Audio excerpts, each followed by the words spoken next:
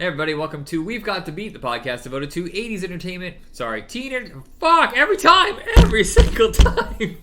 I have never I've never got this. You're such a disappointment. I am, I'm sure. Alright, let's scratch that, let's try again. You want to start that over? Alright, sorry. 3, 2, 1. Hey everybody, welcome to We've Got the Beat, the podcast devoted to teen entertainment of the 80s and beyond. I'm your host, Michael, and my co-host, Mindy's on the other side. I am the Beyond. Speaking of the Beyond, What? I am Madame Leota. I am What is that? from Honda. Oh, I've never seen it. You've never seen it? No, I know you told me it's good. Okay, it's like one of my favorite rides at it's fun, even though most people. And then they just the Muppets their first. But there's a new one with the Muppets. I heard it's really good.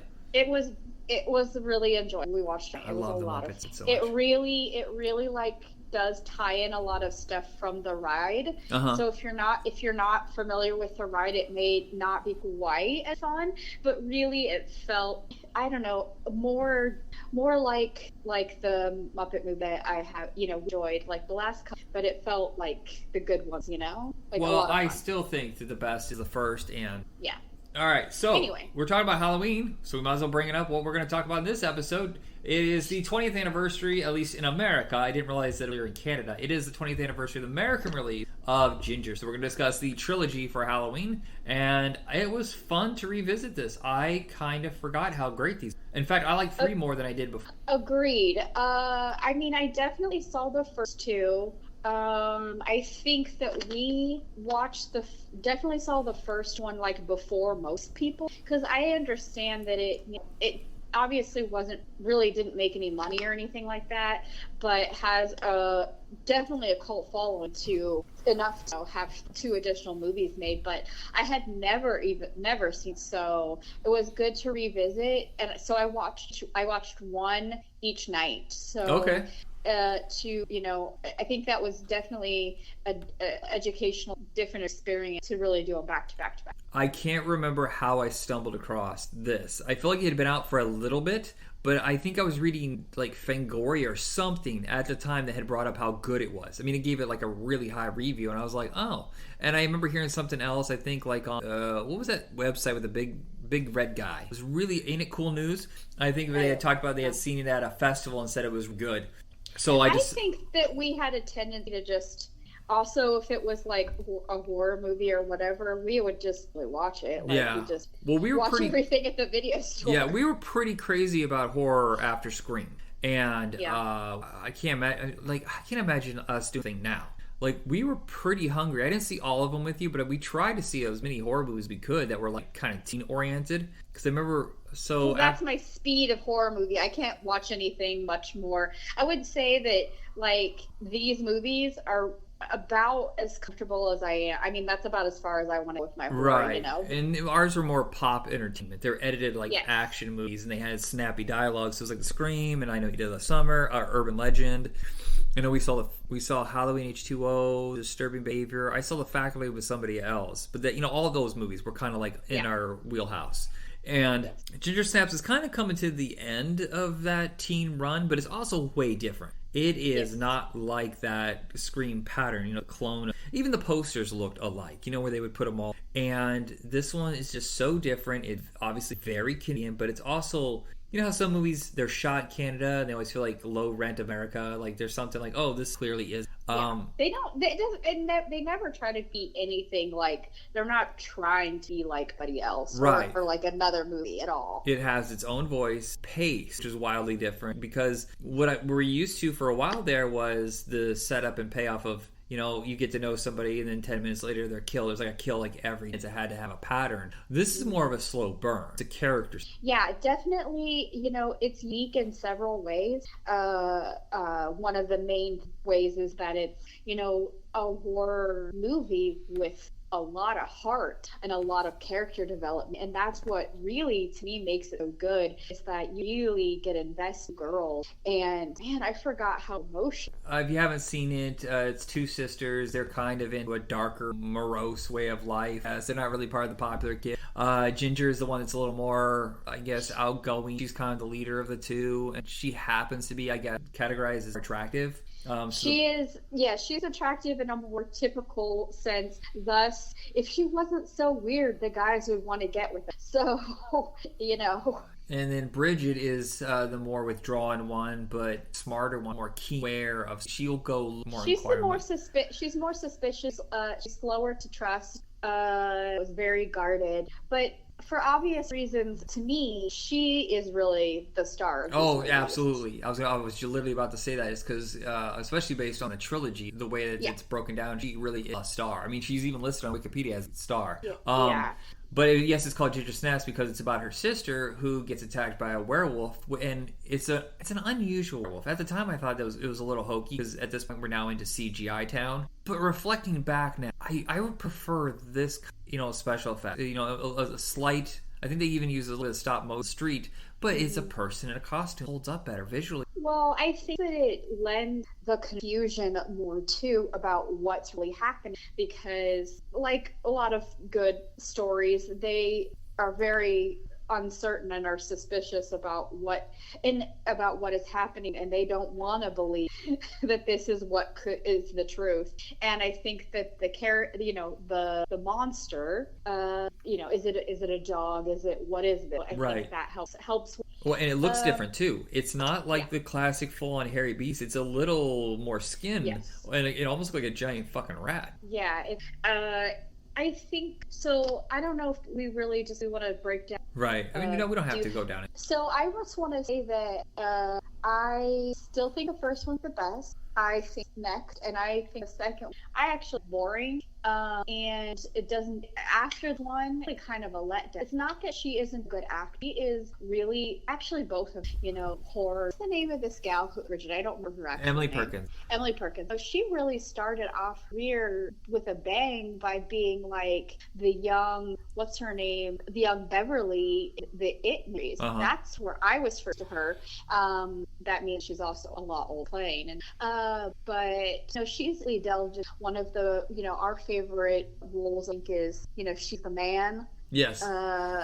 She really can do a lot. But damn, she's so believable at Baird. So, I don't know. She's a good actress. But I think the second one is a letdown for multiple. One is that, well, obviously they tease that Catherine Isabel is in this. I mean, she's psychic. Right, yeah. The saying that she's fine. In it, it's just it's fine, but it's part of what makes and the third movie so good is their dynamic. Their relationship is really what is the driving. And even to definitely way, it's really lacking that she has this bond, and I guess they're trying to replace that bond with the other girl, Ghost, who is, I mean, I did not remember that this girl ends up being, she's going to be She-Hulk in not very long. What?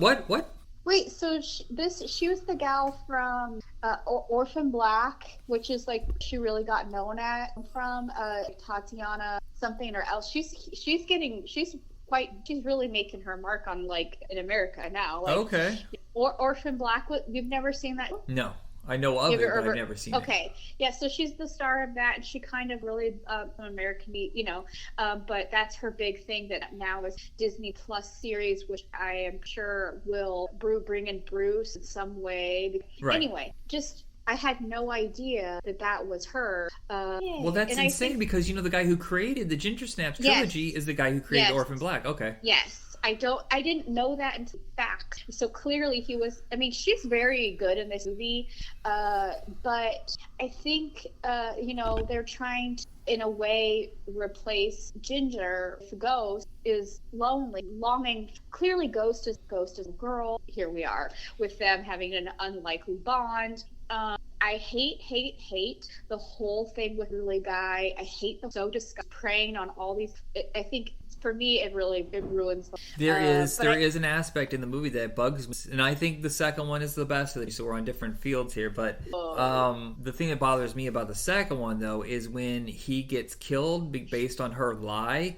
The director makes a mistake, and you're supposed to feel like, oh, this is a huge mistake, and you're supposed to have sympathy because he died. No, he's still a fucking monster. He deserved what he got. Yeah, I didn't feel any sympathy for him. What makes me mad that, she's supposed to be so suspicious, so not trusted, so, on edge all the time, and she blindly trusts girl, even though he gives her after hint after hint. She is fucked up, and she gave so many hints that she is the reason why Barbara was the way she was. She was responsible for Barbara's accident, and she said so many things to me that should have been a trigger to the suspicious person on the planet, and she got tricked by a nasty little girl, and that just makes me so mad. After that's how she goes down. I'm sorry, like no, but I still here the reason. Point. The reason why I like the second one is, and I usually don't go for nihilistic dark, but there's something that it just keeps digging in deeper and deeper. There's stuff that kind of annoys me about the first movie that they ditch, and I truly believe Emily Perkins is an acting powerhouse, and I can't believe she's done so little work, but I think her performance in the second one is phenomenal, and the fact it all rides on her, and I don't know, I just really thought it was a really well-made movie, even better than the first one. I think that Brett Sullivan has a better eye, like cinematography, and how to shoot things. John Fawcett. Am I saying that? Fawcett? I think that makes sense. I think quality of the filmmaking is definitely there. Like, I think it just kind of bothers me that the way they chose to represent her journey is for her to act like a tweaker. Like, I don't know. I just felt like it lacks depth to her suffering. Do you know what I mean? I mean, they kind of. I mean, they make it super interesting in how it's like kind of a feminist statement about, about how her being a werewolf is akin to being a teenage girl. Like, that's literally it. Like, what a girl can be like on her period is like. I mean, it's tongue-in-cheek, but I still get what they're trying to do there. But and this time, it's, instead of the challenges of being a young woman, it's a drug addict. I don't know. I just thinking about I feel like the second one has its mind that it wants to say more than just being a metaphor or tongue-in-cheek. It's this dark, hellish journey that she has to go down, and for some reason, the ending doesn't bother me, and I don't know why. Because after all that, I guess we knew. We always going to die, but what I wanted her to do is get revenge on a little girl right before she goes. But as far as we know, Bridget is still in a basement somewhere being used as a weapon. She's still in that basement, and she's probably going to get revenge on that little girl, but we don't get to know that, and that makes me I mad. thought that was a cop-out as part 3. I think that's what made me mad is part 3 never answers that. It just leaves it hanging like, oh, it's true horror. I hate that when you're like, oh, but it's really horror. Look, it's a triptych. There's 3 chapters of Bridget's life, and going back in time to the origin, I guess, is not the answer I was looking for. It doesn't complete the trilogy. No, it doesn't. Instead, it starts it again. Yeah, that confused the hell out of me. But first one, how do you feel about Mimi Rogers? I mean, I enjoyed her playing something that seemed very, very different than what she had done. Yeah. Didn't it start the comedy for her? I feel like this is what kind of got people to notice her, and then she started doing the second Dumb and Dumber and the Loop. I dare say I haven't seen, I don't know tons of the works of Mimi Rogers, but it didn't really feel like she had done something like that before. It seemed like she was sort of clueless, however, she was super, accepting of their weird hobbies, and this was just part of who they were and whatever. And then, she really caught me off guard and brought me joy with her, reaction toward the end. And you're like, what? I will say this. I think Jesse Moss is fucking terrible in this. I think he's so over the top, and oddly enough, he almost does the same exact role 10 years later in Tucker and Dale. He's the boy who's the werewolf with the car. No, that's our main hero. No, Jesse Moss, right? Or do I have the wrong kid? No, I don't know. Chris Lemche is the good looking one who helps her. Jesse Moss is the one who gets bitten and changed into a werewolf. Oh, okay. Sometimes I mean, I definitely recognize some of the faces, but I don't always. I'm like, oh, he's a staple of, sci-fi horror. He must be Canadian, Well, yeah, almost all genre entertainments to be shot. But in I Canada don't know now. all their names. It's just like the guy from the third one, who I was like, oh wow, I've seen him in bunches of stuff, but I can't remember what. And it turned out Everything. is because he was on well, yes, everything, but his, the thing he was on the most was like 7/15 Wolf. Oh, okay. I mostly know him from Jason vs. Freddy, which also Catherine Isabel's in. Yeah, well, she's in every kind of a lot of stuff.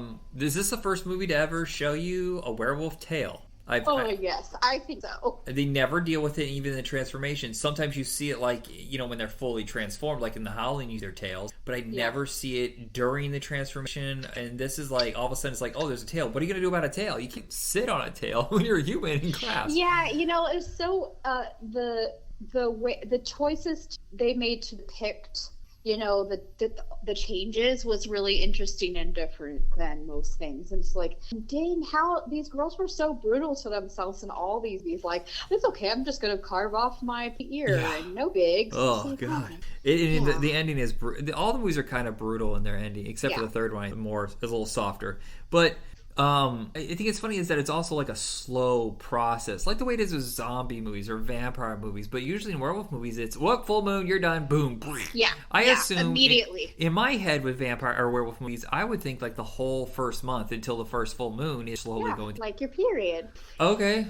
Right. I mean, I think that's the approach and the correlation that they're to make in the movie. Like I said, it's correlating, it's comparing, the progression is like a teenage girl once she gets her, and like the pain in a woman is akin to the pain of becoming a werewolf, which is a very interesting choice. Now, 2 and 3 were shot back to back, and while they're wildly different locations, they share a lot of the same cast and crew, and it's kind of funny. Like you said, I don't remember that he's like in. I'll see it if I see it here.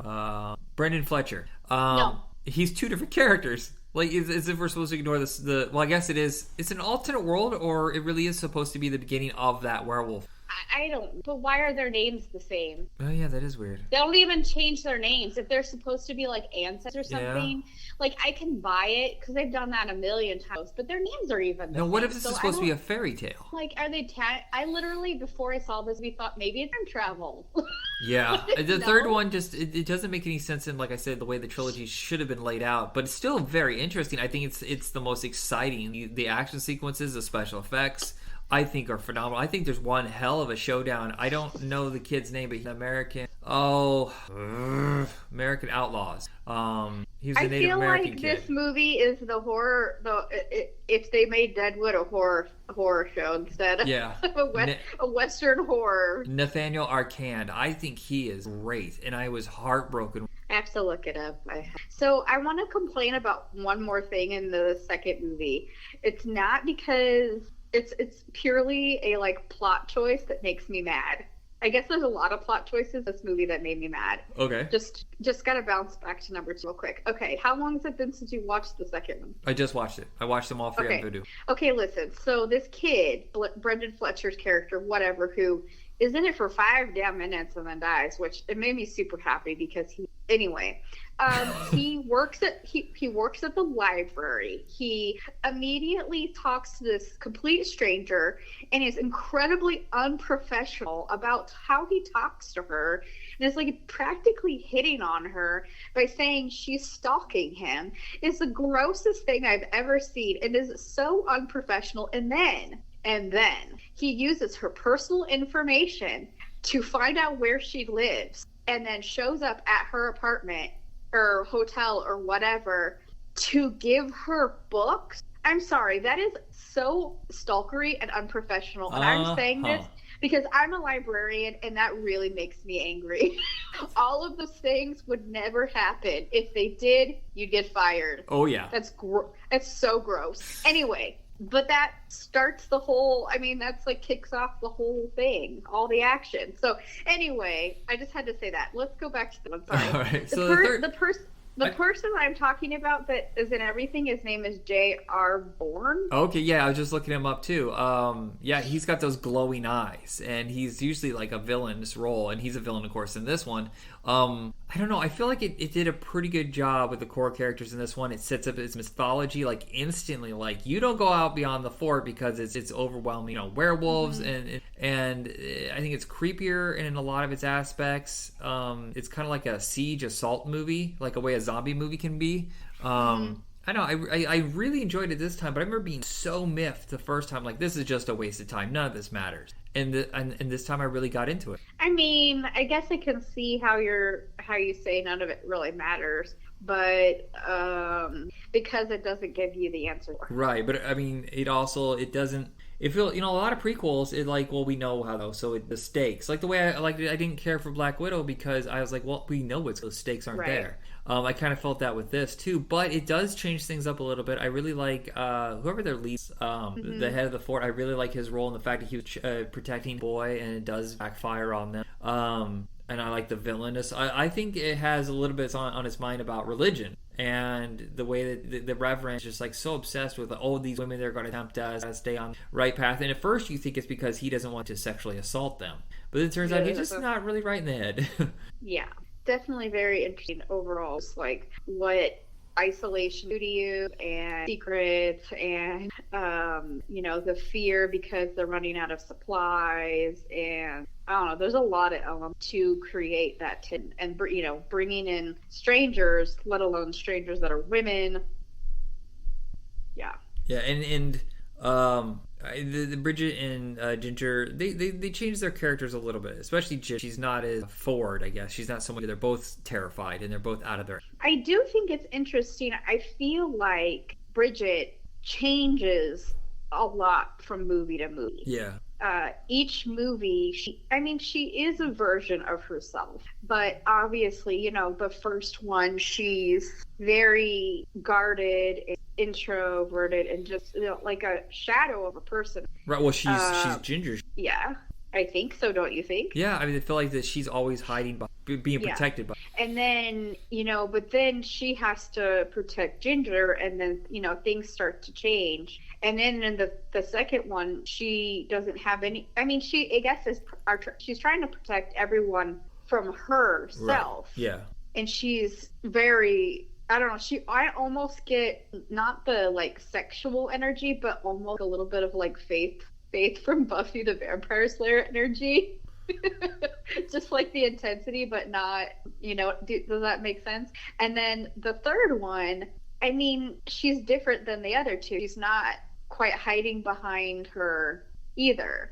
It's more mutual protection, right, side by side, or something. Yeah. Yes. Well, the only thing I wanted them to do was switch it and make Bridget the first one that was bitten, just so you can flip the dynamic of the first movie. Yeah, but they kind of repeated it, and I was like, all right. It did feel a little bit repetitive, at least in the beginning or earlier on. You're right that you're like, oh, this is just the same thing happening over again. Yeah. But then other stuff. I think they were trying to do this. Canada was pushing this in Cube at the same. I think it's still on the docket. It's from the person who, I don't know if you've ever seen this show, but the person who I think is the creator of Killing Eve is doing it. Okay. I think it's still on the. And considering how popular and well received Killing Eve is, I think that it's much more likely to actually happen. Yeah. Well, also every streaming network is kind of starving for unknown property. The guy who did the special effects design is the director of Cube. My favorite's Vincenzo Natali. And I guess, with that tight-knit little group of Canadian filmmakers, they kind of all support each other. If you don't know who Vincenzo Natali is, he did Cube. His big one was probably Split. Not Split, Splice with Adrian Brody. He directed the absolute... and I just did it. I fucking did it. Miami again. What's the cornfield movie that's on Netflix? The Stephen King... never mind. Look up Vincenzo. The one with Thomas Jane? No, that's a different one. That one's really good too. It's the one with the guy Patrick Wilson. whatever. I really enjoyed it. I can't believe I'm having a flake like this. But he was given the opportunity to reboot the Tremors series. And yeah, Sci-Fi said, nope, we're going to continue with these shitty direct-to-video. In the Tall Grass? Thank you. I had to look it up. I haven't Thank seen you. it. I don't know why. But he was because he there's was so not, much in your head. He wasn't a special effects guy. He was a storyboard. I heard he's one of these really good guys that can't get his crazy ideas get to the screen. But he mostly does TV. He did a movie called Nothing, which is almost impossible to find. But it's about these two guys whose lives are hell, and they decide to wish themselves away, and they end up in a void. And even with everything that they ever need in this house, they still end up hating each other. It goes so chaotic. Interesting. I mean, I don't think that we should say like, oh, he's, just doing television. I think that the quality of television productions and the ability to, to be more creative is a valuable thing. I mean, he's doing his rap in directing in television is pretty great. Like he did, Orphan Black, Hannibal, Wayward Pines, Luke Cage, The Strain, American Gods, Lost in Space, Westworld. I mean, Lock and Key and The Stand. Like he's doing a lot of really cool. You're right. Yeah, it has changed. I keep forgetting that it's changed last decade. TV has changed a lot. It's not where people go when their careers die anymore. That was like the 70s and 80s. It's not really the way it is now. I think it's an opportunity to have more freedom and be more creative because the stakes. Yeah. I wonder if high. I wonder if John Fawcett and Vincenzo Natali are almost the same age, and they both came into the industry at the same time. They worked on the same projects over and over, like the same TV shows. I wonder if they are like, I want to look this up because it looks like they kind of bounce off each other. Maybe they're like creative pals. Yeah, it's so funny though, because you think about Canadian filmmaking in the 80s and early 90s, and a lot of it was like, is it Cronenberg? Then it's probably going to be garbage because it really didn't have the money. Always trying to rip off other directors that were successful in America. And I really think the mid-90s really changed all that. And with the rise, like I said, the movies in Cube were really like, lightning bolts in the sky of like, what's going on in Canada? Who are these people? Let's look at this talent. I really think it's changed now. Yeah, I think so. And what's the name of the other person you were talking about? Well, John Fawcett directed this, and Vincenzo Natali directed Cube, and those two guys kind of like sent a signal out there's something interesting going on. I don't know if you've ever seen Pontypool. It's another Canada with I think all talent, and it's not just those guys though, because like Catherine Isabel is an icon of horror. I don't think Emily Perkins as much, but Catherine Isabel is in so much that we know. I think the first time I saw her was Disturbing Behavior as a little sister, and that's just been she just keeps popping up. All right. Yeah, she is. I think that's true. She is like a horror icon. She's done so. I mean, she just hasn't diverted from the genre very much, and she's done so many things. I think Emily Perkins has a little bit more variety, but maybe she also is a little bit more quirky or gets pigeonholed a little bit more because she is unconventional looking. Right. Do you think that, I know they did makeup tricks. I've seen her. We've both seen her without, outside of the ginger. Do you think that they added something to her nose? Am I imagining that? Or is it just makeup? I don't know. I don't know if if it was an aesthetic thing or if it's real. I have no idea. I look at this picture of her. It's like she looks completely normal in real life. Yeah. So I don't know if they just accentuated it with makeup, probably. Yeah, they do a really good job. She do a lot with makeup. Yeah, she really transformed, though. I mean, hers is before. I guess Catherine Isabel's. I think she does a job, but all right, so stop drooling over her performance. I'm talking to me. Okay. So let's wrap it up. Anything else you want to say before we go? No, but yes, I want to say one thing is that there is, there's that movie Cinderella Story with what's her name? I don't know, Haley Duff. Okay. I didn't know, or they made a sequel called Another Cinderella Story starring Selena Gomez, and Catherine Isabel and Emily Perkins play her evil stepsister. Okay, I'm interested. So now I kind of want to watch it because I want to see them like play sisters, but in a different genre. What's funny is I was thinking about this before we go. Is most of the horror genre, when the female is the protagonist, it's almost a slasher. Well, it seems like a lot of the monster movies, the protagonist is a boy. Yeah. And it's very interesting. I think this is one of the first that I can think of. The monster and the protagonist, they're both female. Like The Fly, Gina Davis is, I guess, technically a protagonist. She fights off against a male. The Howling, that might be one where have you ever seen The Howling? I don't. Dee Wallace Stone. No, she really is. I forgot she was in Cujo as well. But I just think it's interesting is that the protagonist and the antagonist are kind of intertwined. And they're both female. I think it's a really interesting change because you see more of that now in the genre. Yeah, I think that, maybe this is really the first that really kind of takes a step in a different direction, and that's what caught interest, Yeah, and the boy that built over time. And the main male character in the first movie, I don't know if you want to say he's a romantic interest. They kind of bounce around that line. But at the same time, he's not the primary character either. He's like, third or fourth tiered. It's fourth build, I mean.